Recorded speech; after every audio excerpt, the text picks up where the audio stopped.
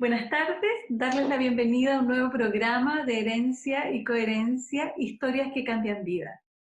Este es un programa realizado por Cerval y transmitido por la radio Universidad de Chile y por nuestro canal de YouTube Cerval Centro de Desarrollo Sistémico.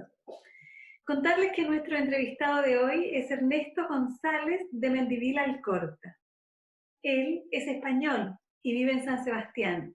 Es psicólogo clínico, es terapeuta analítico y grupal, además es coordinador de grupo y docente e integrante y directivo de la Fundación Vasca para la Investigación de Salud Mental. Ernesto, bienvenido. Gracias por aceptar nuestra invitación. Bueno, yo quisiera partir preguntándote, Ernesto, tu talento, tu capacidad, tu pasión y tu inclinación por la grupalidad. ¿Cómo nace eso? Pues la verdad es que fue de manera un tanto, bueno, yo te diría que fortuita inicialmente, porque cayó en mis manos un programa de grupos en Bilbao y bueno, yo recién había terminado mis estudios y con ese curso, era un año, un curso de experto, que le llamaban experto en trabajo grupal, y a partir de ahí me empecé a formar, después un curso de posgrado, lo que ahora es un poco el máster, y surge de ahí. Luego, hombre, asociando te das cuenta que tal vez la historia empieza un poco antes, ¿no? La historia un poco empieza antes porque bueno, pues sí que de siempre me ha gustado pues organizar grupos, primero cuando era chaval de música, después en la universidad, un grupo también de cultura. Y bueno, aunque inicialmente te diría que fue una cosa pues fortuita, luego me he dado cuenta que no, Que que no era no. que eso de alguna forma ya tenía un previo. A un previo. Ernesto, ¿dónde naciste? ¿En qué Yo lugar? nací, ¿De qué familia vienes? yo nací en Eibar, que es la provincia de Guipúzcoa, cuya capital es San Sebastián, que es donde vivo, donde resido ahora. Es en el País Vasco, ¿eh? Es decir, que es un poco el pequeño país, la pequeña autonomía dentro del Estado español. Perfecto. Nací en una familia con un padre, madre y una hermana que vino después, ¿no?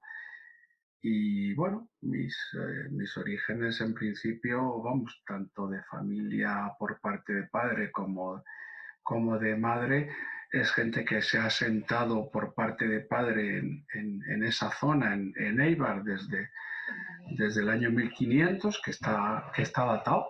¿Eh? Imagínate. Y por parte también de padre, pero por la parte paterna, en Álava, que es otra provincia del País Vasco, y también lo mismo, está datado prácticamente igual. Por parte de mi madre sí que pudo haber algún familiar que estuvo, bueno, que se fue a Estados Unidos de América, ¿eh? Y básicamente, bueno, en principio todo ha girado durante muchos años en torno a... Luego ya nosotros somos los que hemos ido un poquito saliendo, yo y otros primos, etcétera. Pero bueno, también por parte de padre, tres tíos suyos emigraron a Argentina. Ah, Sí. perfecto. En aquella época en que los vascos, pues sobre todo a Latinoamérica, se fueron bastante, ¿no? Yo creo que Argentina, Chile también, yo creo que por los apellidos Sí, sí, que hay, ¿eh? sí. Incluso el aburto ese, bueno, el alcalde de Bilbao se apellida Aburto, se apellida Aburto. Sin duda. O sea que no sé si es chileno o es vasco. Entonces, como que rápidamente desde esa línea, es como, Vasca, te pregunto, qué significa o qué, cómo has vivido los espacios de libertad, Ernesto. ¿Qué significa la libertad para ti?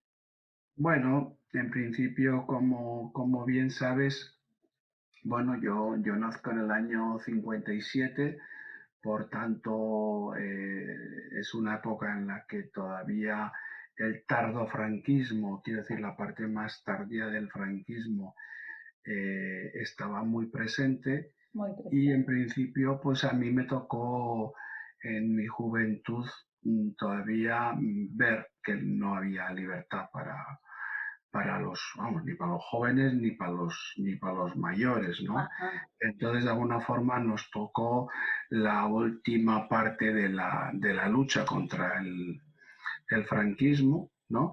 Y sí, lo que supuso, pues, el conocer la libertad, ¿no? Los espacios de libertad, el poder hablar alto y claro, ¿no? Porque casi una consigna que había en las familias era, había que hablar muy, bajito. que no te oiga nadie, que no te oiga nadie, ¿no? ¿Eh? Y bueno, yo creo que eso, pues a partir de la muerte de Franco, que ocurre en el año 74, pues yo creo que cambian mucho las cosas y bueno, podemos empezar a tener una libertad. ¿Mm? Genial, genial. Mm. A poder sacar la voz, ¿no? Sí, exacto. Sacando la voz. Sí, Eso es, sí. exacto. Ernesto, al interior de esta familia, ¿cómo se va construyendo el deseo de estudiar o de ser psicólogo? Pues hay una anécdota que en principio me recuerda sobre todo una amiga. Yo creo que teníamos 14 o 15 años. Ella me parece que estaba en primero o en segundo de bachiller, que había la asignatura de filosofía. Ya, Y en la asignatura de filosofía había una parte que se estudiaban los test psicológicos, ya. y los test proyectivos, ¿no? Los Ajá. test del árbol, de la casa, de la familia. Y bueno, no sé por qué regla de tres a mí me pareció que aquello era fascinante. Entonces me dediqué a todos mis amigos y amigas a hacerles dibujar. ¿Qué ha ¿Eh? pasado? Y les pasaba mis test y claro, contaba con una cosa, es que aparte de los resultados que podía yo sacar por el libro, les conocía. Entonces, Claro. bueno, pues recuerdo que a esta amiga le dije, según el árbol tú tienes dificultades de estreñimiento, ¿no? Claro, era un dato que yo sabía, no que el dibujo del árbol dijera nada, ¿no? Pero dije, sí, por las protuberancias, etcétera, se ve. Y bueno, la verdad es que eso fue la anécdota, pero sí que yo miraba el libro y bueno, pues veía que aquello realmente, bueno, más o menos se acertaba cosas y eso me hizo que después en el curso preuniversitario, que entonces se llamaba curso de orientación universitaria, pues leyera los primeros ensayos sobre la sexualidad de Freud, Ajá. ¿vale? Y dije, hombre, pues parece ser que esto realmente me gusta, ¿no? Te gusta. El poder ayudar a los demás, ¿no? El poder entender a los demás y seguramente, como se dice los psicólogos, poderme entender yo, ¿no? Que por eso estudiamos Sin duda. psicología, ¿no? Principalmente, aunque digamos otra cosa, ¿eh? Pero bueno, básicamente empezó ahí en 15, yo creo que los 14, 15 años y haciendo test, que es Haciendo curioso que esto. después ya he dejado de hacer test hace muchísimos, Ya imagino. muchísimos años. Entiendo que es un instrumento muy, muy válido, ¿no? Pero bueno, los los dejé hace tiempo.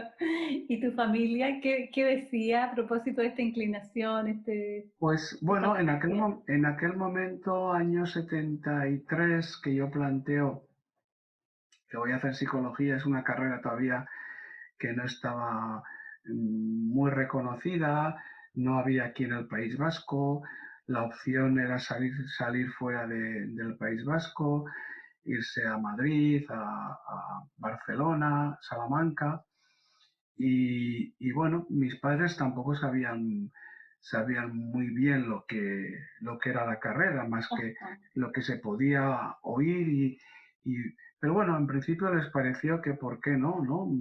Más o menos tenía unas notas buenas durante el bachiller ajá, y decidieron que, bueno, pues que si el hijo decía eso, pues que debía perfecto. ser bueno. Y entonces hice la inscripción en Madrid, en Barcelona y en Salamanca. Ya. En Madrid no me cogieron, en Barcelona sí y en Salamanca también. Y bueno, no sé por qué, pues me decidí por Salamanca, quizás porque, bueno, pues era en la ciudad de las primeras europeas que hubo una universidad, una ciudad muy bonita, muy cultural, y me Ya. cogí la maleta y me fui a Salamanca. Ay, qué potente. ¿Cuántos años tenías ahí? Pues nada, no tenía más que 16 y cuando fui ahí hice 17 pero estando en primer curso todavía, En en el primer primer trimestre. curso, Sí, sí. era vamos, como se dice aquí, un pipiolo. Un pipiolo, sí. ¿Y cómo te viviste esa salida de casa? Pues hombre, la viví muy bien porque coincidí con varios compañeros de Ah, Eibar, que iban a estudiar otras carreras y bueno, me fui a una pensión con un compañero que había estudiado con él, que él iba a hacer lenguas clásicas, con otro que hacía medicina que se fue a un colegio mayor y ahí empezó la carrera, ¿no? Hombre, con mucha ilusión, porque era una ciudad, y es una ciudad muy, muy bonita, ajá. con mucha, con mucha libertad en cuanto a que no estaba viviendo con mis padres, ¿no? Por lo tanto, pues yo me tenía que organizar cuándo estudiar, cuándo no estudiar, cuándo hacer el vago. Luego, al ser una ciudad que, como te he dicho, pues es una ciudad que prácticamente vive de los estudiantes, pues hombres, llegar y que hubiera teatro para los estudiantes, Qué lindo. conciertos de música, Ajá. vamos, realmente fue un despertar y un descubrimiento muy, muy grande para mí, ¿no? Y además, bueno, ahora hay mejor combinación, pero en aquel momento cogíamos la maleta, nos presentábamos en septiembre y hasta Navidad Ah, no volvíamos a casa, cosa que ahora los 430 kilómetros se pueden hacer perfectamente. claro, claro, claro. Pero en aquel momento nosotros decíamos que íbamos como al exilio. Ay, sí. Íbamos como al exilio y volvíamos en Navidad, después en Semana Santa y luego en verano. O sea que prácticamente, salvo las vacaciones estrictas, nos quedamos Todo el en, tiempo, en sí, Salamanca. Ya te digo que una ciudad preciosa. preciosa. Y Ernesto, ¿y la familia cómo vivió tu salida? Pues la familia vivió, bueno, te iba a decir relativamente bien. Era la primera vez que claro, que un hijo se iba. En Seguida, principio, como te he dicho, pues esa distancia era grande, no era normal sí, los desplazamientos de la familia. Y sí. bueno, yo recuerdo que mi madre, según me cuenta ella, lo pasaba bastante mal porque ponía una canción de Roberto Carlos, Ya, el brasileiro, que se titula La distancia. Ah, Y entonces con eso, pues ella ponía, recreaba la figura del hijo fuera y dice que lloraba amar- ay, amargamente con la distancia amargamente, de Roberto Carlos. de ¿Eh? Roberto Carlos. Llamábamos por teléfono todas las semanas, que eso era como una obligación, con el sistema de cobro revertido, que era que te pagan en casa la llamada, ¿no? Sí, Y era como un ritual, los miércoles a las 9 de la noche íbamos a la compañía de teléfonos, a una cabina, pedíamos la conferencia y bueno, todas las semanas teníamos ese contacto. Claro, no había móvil, claro. no, no había, no. Y además ¿Eh? tampoco teléfono a la mano, había que ir. Por eso, no. Eh, ¿Eh? Y bueno, yo creo que lo llevaron bien, pero bueno, con cierta pena, pues porque la verdad es que, bueno, que no era lo habitual, ¿no? No es como ahora que es más habitual que los hijos casi sepas ya de antemano sí, sí. que van a salir. Ajá. Mm. Y el arte, esto, la música, la cultura, ¿cómo Ujú. coexiste? Cómo se entreteje con tu mundo existencial, Ernesto? Pues la música empieza muy pronto. Bueno, yo no he sido una persona que me haya gustado mucho el deporte, ¿no? De chaval jugaba al fútbol por obligación, porque había Había que que hacerlo, hacerlo. pero no me gustaba. Entonces, bueno, mis padres me dijeron si quería aprender a tocar la guitarra, ¿no? Ya, Y bueno, empecé a aprender a tocar la guitarra. ¿M? Fui primero con una profesora, después con un profesor y estando ya sabiendo tocar un poco, hubo un concurso que organizaba una parroquia, la parroquia de cerca de mi casa, y con dos amigos de clase nos presentamos. ya. Presentamos, cantamos dos canciones y bueno, ahí quedó la cosa. Pero había otras cinco chicas que eran amigas que también se presentaron y también cantaron, que eran cinco, Bostak en euskera, y bueno, dijimos, oye, ¿por qué no formamos un grupo? Un ¿Mm? grupo. Un grupo y bueno, pues entonces las cinco chicas más otros cinco chicos que no eran con los que había cantado, sino que eran también amigos, pues hicimos un grupo que se llamaba Arco Par. Arco. Ar, sí, Arco Par, porque arco viene de los arcos de la iglesia, que es donde estábamos los chicos, y par del parque que estaban las chicas. Entonces formamos este grupo y la verdad es que en el pueblo donde te he dicho que nací, Aibar, que entonces tendría pues como 35.000 habitantes, ahora ha perdido algunos, pero entonces, bueno, pues tuvimos cierta fama y nos llegaron a llamar los ídolos de la juventud. ¡Ay! ¡Qué lindo! Sí, era un grupo tirando a folk, bueno, tirando a folk no, era un grupo folk en Ajá. el que había guitarras, había banjo, había flauta, había armónica y bueno, y sobre todo había muchas voces porque contratamos de alguna manera a mi profesor de guitarra, que era director de orquesta él, y bueno, fue capaz de crear como cinco voces diferentes. Qué Entonces, bueno, para lindo. ser un grupo de 10 tener cinco voces, la verdad es que sonábamos bastante bien. Nos presentamos a otro concurso aquí en San Sebastián, que era el concurso de cantantes noveles. Ahí ya nos acompañó un bajo eléctrico y una batería. Y fue Ajá. una experiencia muy Precioso. bonita que se rompió cuando ya yo me fui a Salamanca, otros dos amigos se fueron a estudiar a Sevilla y bueno, los chicos que éramos un año mayor nos fuimos todos fuera y el grupo se disolvió.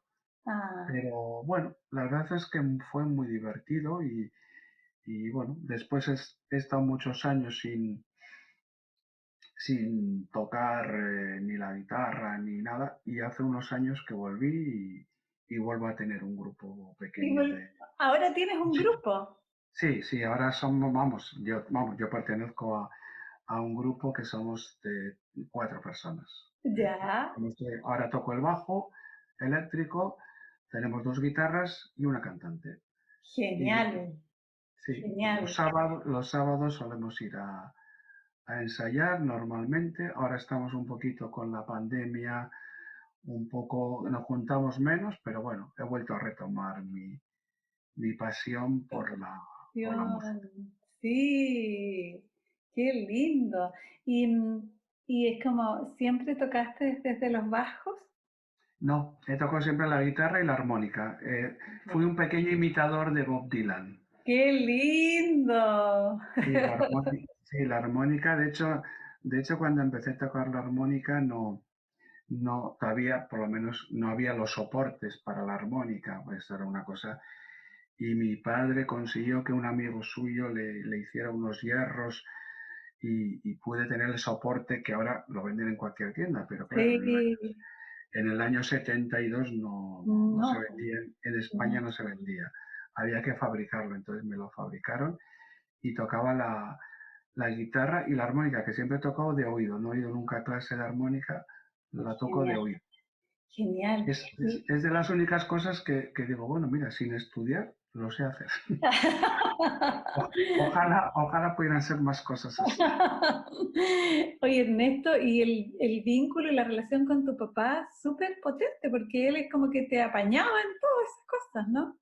Sí, sí, en principio, bueno, yo creo que en este caso no he tenido ningún problema. Quiero decir que las cosas, hombre, siempre las cosas que he podido plantear han sido siempre como no demasiado extremas ni demasiado raras. Quiero decir que además siempre he llevado bien los estudios, o sea, no porque hiciera eso no es que dejaba los estudios Ajá, a un lado y he sido como bastante, bueno, bastante no, he sido responsable, no bastante, sí. absolutamente responsable. Entonces digamos que siempre ha habido una confianza mutua. ¿Eh? Sí, sí. ¿Y de dónde viene esto de la psicología? ¿De dónde te viene? ¿Qué traes de tu padre? ¿Qué traes de tu madre? A propósito de la Bueno, herencia. sí, pues yo creo que sería más de mi madre. Bueno, mi madre en cuanto uno que es muy fisonomista, ¿m? Ajá, Y mi madre luego es como una especie de Google. ya, ¿Eh? Mi madre le das un dato de una persona y automáticamente empieza el Google a trabajar y entonces dice, esta persona cuyo padre era tal porque yo le conocí, porque tal, porque cual, genial. viene para... Y luego, esa sería la parte más fisonomista, pero la parte más de, de psicóloga, digamos, de oído, ¿no? Sí, Le viene porque ella tenía una pequeña librería, ¿m? ya. Librería papelería muy pequeñita en la que estaba ella solamente, ¿no? Ajá. Y claro, al ser una librería y papelería de barrio, pues de alguna forma la gente, aparte de comprar el libro o comprar la revista o comprar el cuaderno para el niño, pues la gente iba a largar, A a conversar. conversar. Y Sí. yo creo que de ahí, pues mi madre conocía bastante a las personas. ¿M? Ah, Conocía bastante a las personas y yo creo que, bueno, pues que de alguna forma puede ser que haya una herencia más por ahí que por la parte de mi padre que era más reservado, más serio y bueno, yo creo que en principio podría ser más desde el lado de mi madre, yo creo. perfecto. ¿Y a qué se dedicaba papá? Pues mi padre trabajaba en una empresa de bicicletas y Ya, era administrativo. ¿M? perfecto. En Eibar principalmente había mucha industria y se hacían principalmente bicicletas Ya. y antes de las bicicletas es pistolas. ¿eh? Y las fábricas de pistolas se reconvirtieron en fábricas de bicicletas y también había muchas fábricas de escopetas. Prácticamente la producción que había de bicicletas para el mercado español se hacía Salían en de ello. aquí. Había tres empresas muy importantes que eran las más importantes Ok. del país y luego mucha escopeta para cazar. ¿Mm? Demás. Y mi padre trabajaba era administrativo y trabajaba en una de las empresas. Bien, potente. Ujú, sí. Y Ernesto Freud, el psicoanálisis, estas profundidades donde comienzas a bucear. Pues como te he dicho, yo creo que empiezo estando en el curso de orientación universitaria, el COU, Ajá. con, con, Con los tres con, ensayos. con los tres ensayos, sí, yo creo que empezó ahí y bueno, luego durante la carrera eh, no se veía mucho, Ujú. salvo el quinto curso, que tuvimos un profesor de psicoanálisis, pero no mucho. Y aparte es curioso porque eh, había que coger una especie de especialización que no era tal cual, porque Ya, había escolar, había clínica y, y no sé cuál era la tercera. Y yo cogí escolar. O sea, ya, yo en principio no quería trabajar en clínica. ok. Y bueno, estas cosas de la vida resulta que bueno, nunca he trabajado en escolar y he trabajado siempre en clínica, ¿no? Entonces, entonces, en clínica y en el psicoanálisis, de alguna forma, vienen cuando empiezo a trabajar y empiezo, pues eso, a ver que los grupos me interesan y que la psicología dinámica me interesa mucho más que la cognitiva conductual, pues Ajá. entonces me meto en el mundo del psicoanálisis, ¿eh?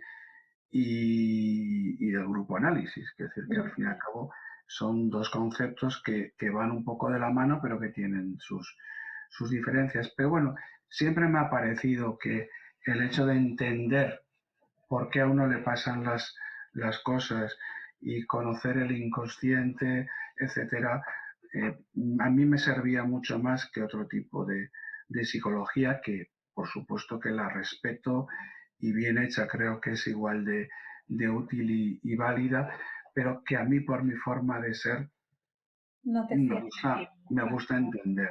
Te gusta entender. Sí, sí. Y la diferencia, Ernesto, entre esta clínica diádica, estos pacientes únicos al grupo, ¿cómo la percibes? Cuál es la diferencia que existiría entre pasar a ser terapeuta de un paciente a ser terapeuta de un grupo? Ujú. Bueno, vamos, la concepción básicamente viene a ser un poco muy parecida, porque yo entiendo al grupo como un individuo. ¿Mm? Perfecto. Entonces, claro, yo tengo a un paciente que es un individuo, una individuación, pero también el grupo es un individuo formado por más individuos. No es una concepción, digamos, más gestáltica o más holística, ¿no? Ajá. Claro, cuando yo eh, decido, ¿no? Pasar a un paciente de un individual, pasarlo a grupo, lo primero que le explico es que de alguna manera es esa parte en que el bebé, ¿no? El bebé individuo nace en una familia, en el seno de una familia y nace normalmente con una madre. Una madre que en principio hace un maternaje desde el pecho hasta todos los cuidados. Yo entiendo que el psicólogo individual lo que hace inicialmente es un maternaje, Perfecto. ¿no? El paciente viene a hablar de lo suyo Ajá. y solamente le interesa lo suyo. Al bebé le interesa tomar la teta. No le interesa que su hermano o el otro tome la otra teta, ni muchísimo menos, ¿no? Entonces, cuando ya ha hecho el maternaje suficiente, yo le propongo pasar a grupo y le propongo que de alguna forma se pueda dar esa socialización, ¿no? Que diga, bueno, ahora puedes estar con otros hermanos y vas a ver lo que es estar con otros hermanos, vas a ver que ya no vas a tenerme a mí todo para ti, y que eso va a constituir la parte, digamos, familiar y social, ¿no? Entonces, yo creo que nunca paso a ningún paciente a un grupo sin haberle hecho el maternaje, ¿no? Sin que cada uno se sienta realmente único e irrepetible para la figura del terapeuta. Luego está la parte que tienen que aprender a compartir, que a veces resulta difícil. La gente dice, yo es que en individual estaba mejor, porque es que venía y claro, y tenía toda la hora para mí, claro, muchas veces para repetir lo mismo. En el grupo la cosa cambia, tienes que aprender a escuchar. ¿Eh? Y eso creo que es muy importante y yo creo que es un elemento riquísimo el grupo. O sea, a veces la gente habla de grupo pues porque es más económico para los pacientes, porque es más económico para las instituciones o para el terapeuta, ¿no? Y yo creo que no, que el grupo es mucho más que eso, ¿no? Que decir que el grupo es la posibilidad de verte en diferentes espejos, de alguna forma, que te devuelven todos una imagen que es la tuya. Exacto. Pero es una imagen cada uno de forma diferente. Entonces, claro, la riqueza que supone eso no tiene una psicoterapia individual en la que el terapeuta nunca va a contar nada de sí mismo. Exactamente. Entonces yo creo que desde ahí es un dispositivo, vamos, enorme. Poderoso, y sí. potentísimo, potentísimo. Sí, sí. Y Ernesto, en la dinámica grupal, el humor. Bueno, yo tengo cara de serio, pero no soy serio. No soy serio. Lo que pasa es claro, que entre el bigote y la cara seria, pero en mis grupos la gente se ríe y trato además de utilizar el humor, utilizar la ironía para desdramatizar, por supuesto siempre con mucha ternura, Ajá. pero creo que muchas veces la verdad es que la gente, a veces gente que empieza en el grupo, dice, yo no creía que me iba a reír tanto, yo creía que aquí íbamos a llorar todos juntos. Y bueno,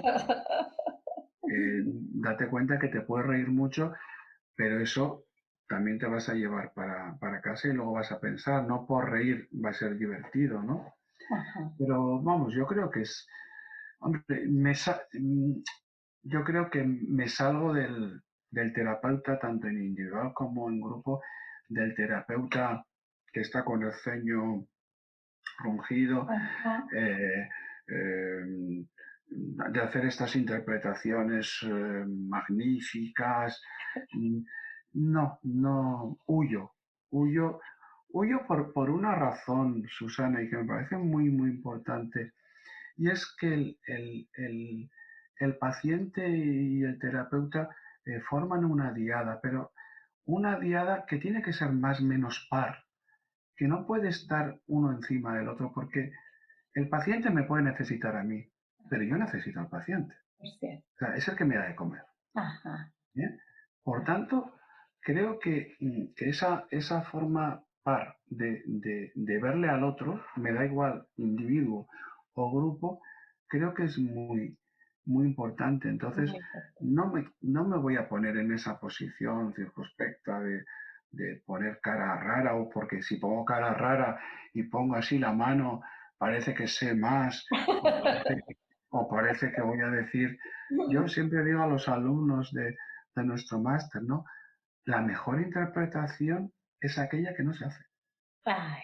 O paciente. Es la que no se hace. Porque la mejor interpretación supone que tú has estado trabajando para lucirte tú. Y no se trata de que te luzcas tú. Se trata de que el paciente descubra, que tú le lleves para que el paciente descubra, pero no para que tú te quedes y que el paciente diga, joder, hay que ver, este terapeuta, qué bueno es, qué cosas dice, no le he entendido nada, pero él Genial. O sea, finalmente el protagonismo está del lado del paciente, ¿no? siempre, y el lado del Siempre. grupo. Por eso, Y del lado del grupo. Susana, hay que creer en los grupos, Siempre. pero en los grupos, en el grupo, no en el terapeuta que lleva el grupo, ni el Así. coordinador que hace el grupo. Genial. No, los grupos en principio casi van solos. El Ajá. terapeuta, el coordinador, tiene que estar ahí para cuando en un momento dado hace falta poner un poco de freno o un poquito el acelerador, pero nada más. El conductor que se hace más visible que eso no es un buen conductor de Ajá. grupo, no es un buen coordinador ni terapeuta de grupo. Bien. Entonces, los grupos, si crees en los grupos, ¿no?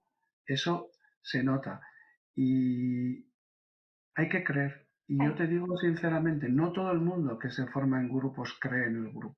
Ajá. Creen en sí mismos. Es decir, que hay una, hay una frase que a mí me gusta aquí. Hemos tenido, es una tierra de grandes escultores a nivel internacional, ¿no? Como Oteiza, como Chillida, Basterrechea, y Chillida, Eduardo Chillida, que tiene aquí mucha obra en San Sebastián, ¿no? Este hombre decía algo así como que la materia, ¿no? Cuando empezaba a hacer una escultura, la materia cobra vida y la materia es tan importante o más que lo que él quería hacer de la materia. Ay. Entonces, él quería manipular la piedra, el hierro, pero se daba cuenta que el hierro tenía vida Ajá. y que formaba un uno con la Con materia. operador, sí. Entonces yo me sirve ese concepto para entender que el grupo es algo muy similar. Perfecto. O sea, el grupo está ahí y me está cambiando a mí, Ajá. Me está cambiando a mí. Ajá. Yo estoy con el grupo, pero no soy yo terapeuta del grupo. No, yo también formo parte, y hay que escuchar, y insisto, creer. A mí eso me parece muy elemental y que a veces se nos olvida. Ah, perfecto. Genial. Escuchar y creer. Eso es. Escuchar y Mira, creer. saber eso, saber escuchar y luego como dice mi buena amiga y compañera Graciela Hassiner, argentina, ¿no? Introducir demora, Introducir demora. El tiempo. demora, tiempo, Tiempo. tiempo, tiempo. ¿eh? No ser impaciente. Justamente en un momento en el que la impaciencia nos rodea, el, el like, el me gusta, el te he llamado, no me has cogido, etcétera, ¿no? La demora, ¿no? Aprender a demorar. Ajá. Creo que es otro concepto también muy, muy rico. Genial. Genial. Y en ese sentido, Ernesto, el silencio. ¿Qué significa para ti el silencio? Pues el silencio tiene muchas interpretaciones. ¿Sí? Sí. Porque sabes que hay silencios que pueden ser muy reflexivos, que la gente puede reflexionar en silencio en un grupo. Puede ser un silencio muy agresivo, Ajá. en el sentido que la gente está en silencio, el grupo está en silencio porque quiere manifestar algo y la manera de manifestar sea a través del silencio. Ujú. También puede ser un silencio constructivo. Quiero decir que al silencio, en esa escucha, tú tienes que interpretar. El silencio sería algo que muchas mujeres casi todas las mujeres que han sido madres conocen muy bien, y seguramente por la parte que te toca a ti de matrona me lo vas a entender muy bien. Claro, cuando una madre primeriza dice, mi hijo llora y no sé por qué llora. Bueno, al cabo del tiempo la madre dice, llora porque tiene hambre, llora porque tiene el culito sucio, llora porque... Bueno, eso, ¿cómo se aprende? Pues se aprende a través de lo que has dicho tú antes, ¿no? De escuchar, ¿no? De tener un conocimiento y una escucha, ¿no? Pues el silencio sería también algo similar. Por eso hay que saber qué tipo de silencio es, porque no es lo mismo cuando el grupo está en silencio, pero está trabajando algo que ha dicho alguien impactante, que es otra forma de silencio, ¿no? Cuando es como que alguien lanza una bomba en el grupo y dice, pues yo qué sé, cualquier cosa muy, muy, muy fuerte, y entonces ese silencio, claro, lo tienes que respetar. No puedes coger y hacer una intervención en ese momento, porque sería nefasto, ¿eh? Tienes que coger y esperar. Entonces, hay que aprender, ¿no? Hay que aprender, hay que aprender.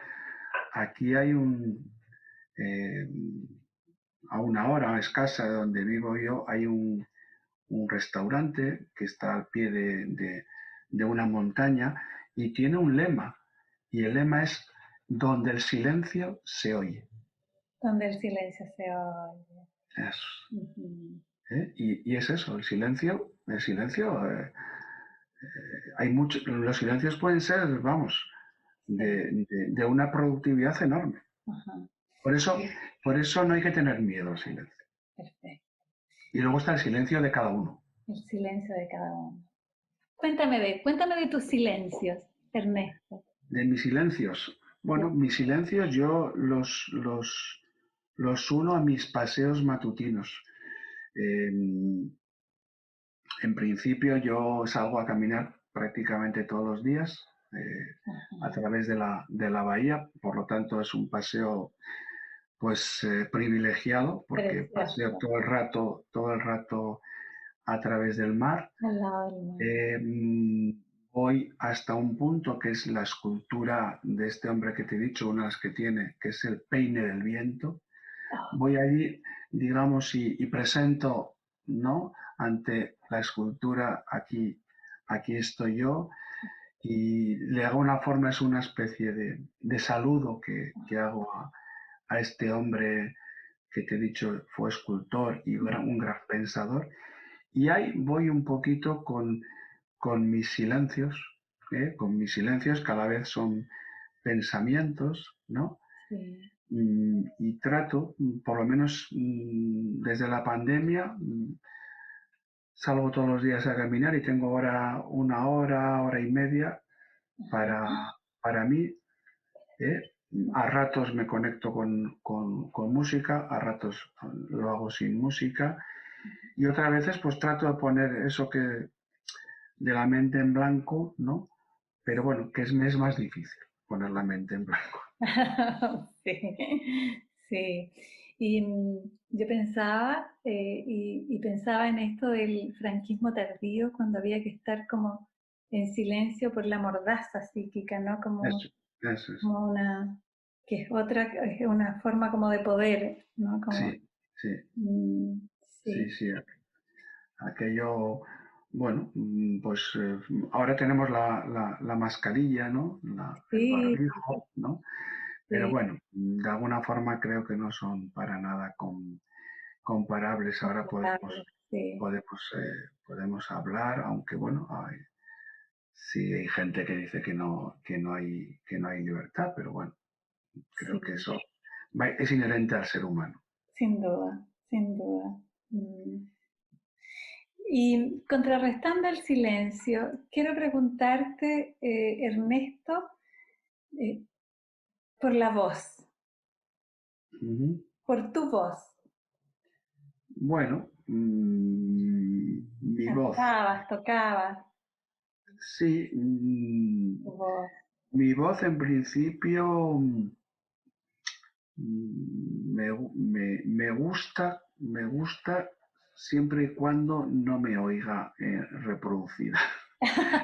Ya. Digamos, ahora me estoy oyendo y me sirve, pero si oigo una grabación ya me gusta menos.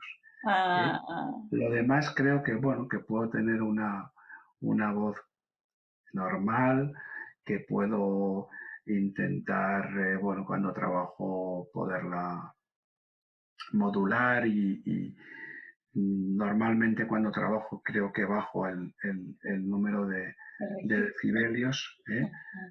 Pero bueno, creo que también es porque creo que la gente escucha más desde una mayor suavidad, ¿no?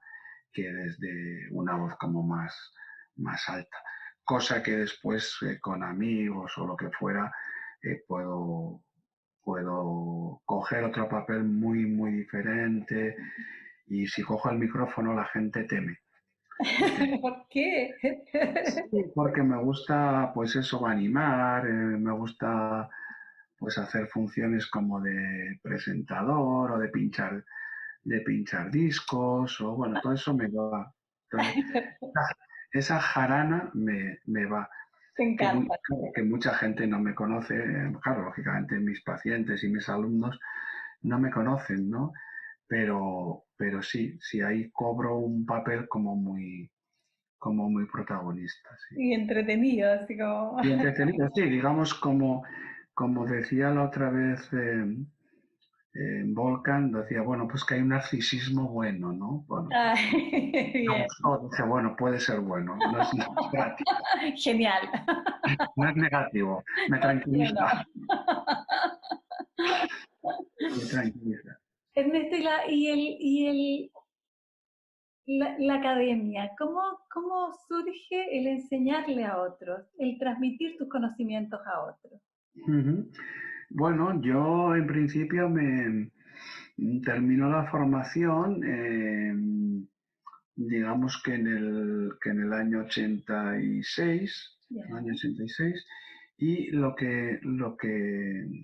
la fundación de la que pertenezco y la que organizaba los cursos, de la cual ahora soy patrono, la Fundación OMIE, que es la Fundación Vasca para la Investigación en Salud Mental.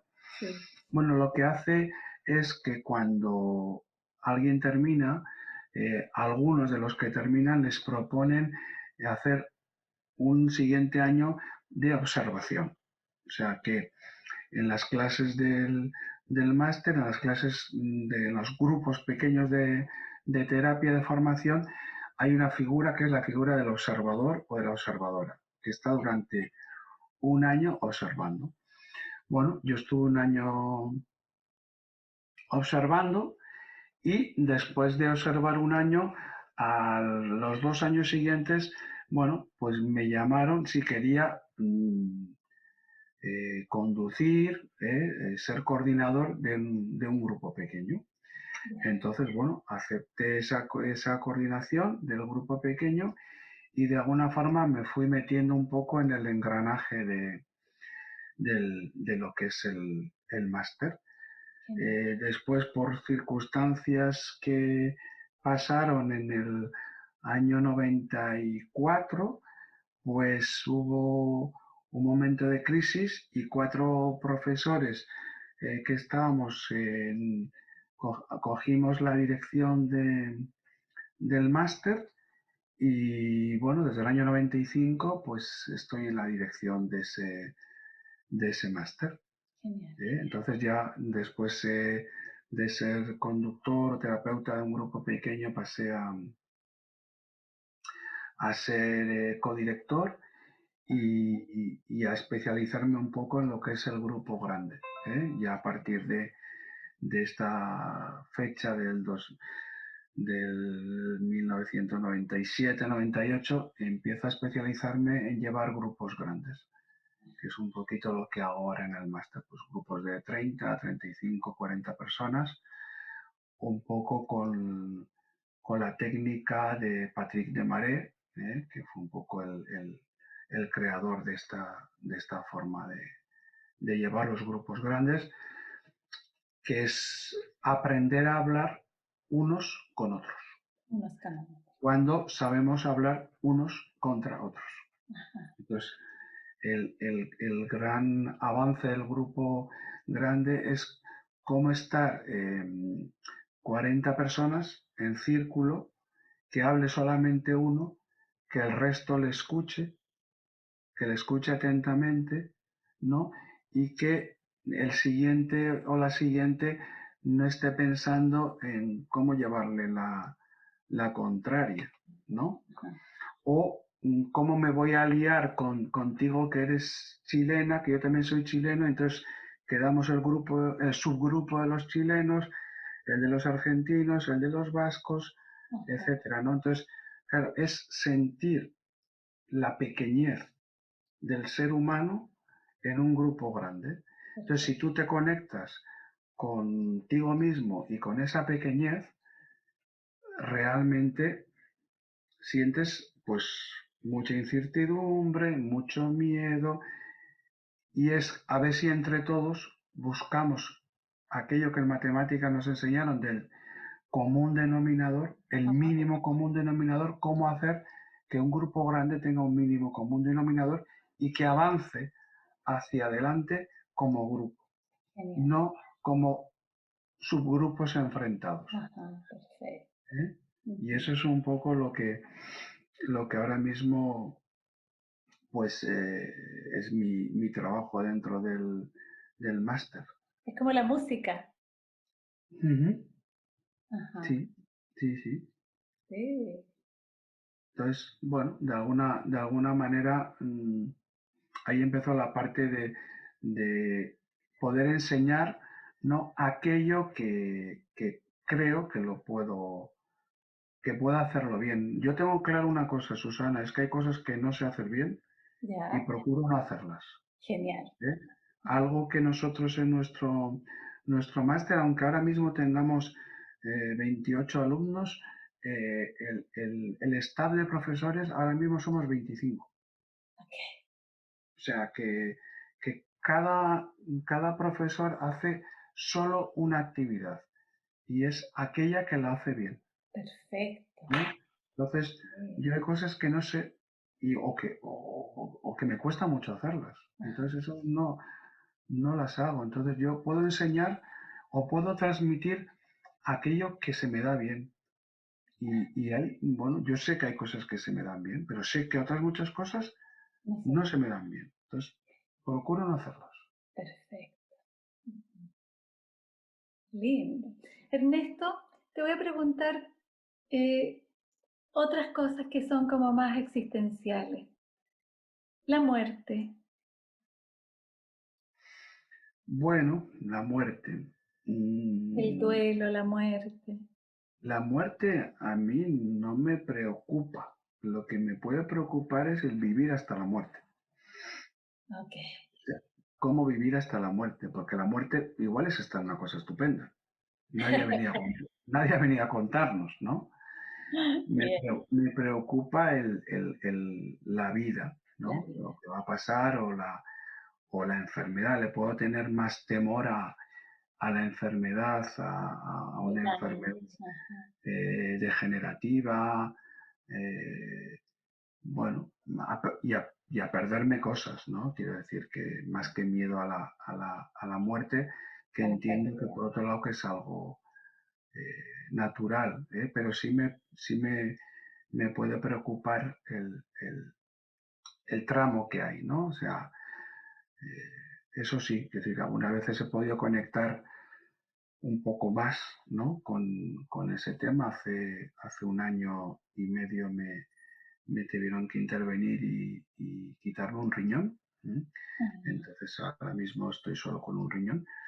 Pero bueno, en la medida en que tengo una vida totalmente normal, hago vida totalmente normal, sí en el momento pues piensas, hombre, ¿qué pasa si te quitan el otro?